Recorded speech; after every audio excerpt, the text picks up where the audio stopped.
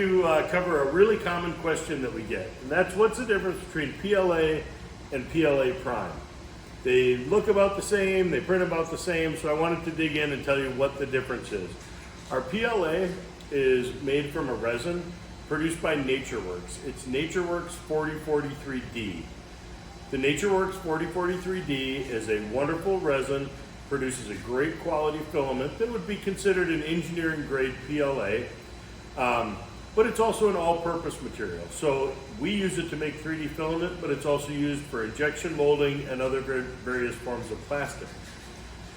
We call that Coex PLA. Now our Coex PLA Prime is also made from a NatureWorks resin, but it's a resin that's been engineered specifically for 3D printing. As a matter of fact, the resin is called NatureWorks 3D 850. So that's the material that we use to extrude into our PLA Prime filament.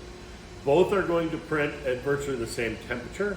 Both of them are going to give similar results in terms of the performance of the printing. The real difference is in the quality of the material, that the PLA is going to have a little bit lower softening temperature than the PLA Prime. So if you're making something that's going to need to withstand some higher heat, you might want to go with the PLA Prime. The real difference though, because of the way the polymer was engineered, the 3D 850 is designed for post-process annealing. So if you really want a strong PLA part and you're familiar with how to put it through the annealing process, that's when you would really choose PLA Prime if you know that you're going to anneal it. Otherwise, for most models, the PLA is still going to be a wonderful product.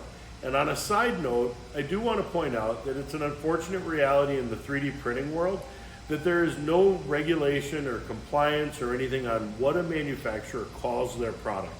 So we choose to call it PLA and PLA Prime. You've probably seen many products. Maybe it's a PLA Pro, maybe it's a PLA Tough, maybe it's a PLA Extreme.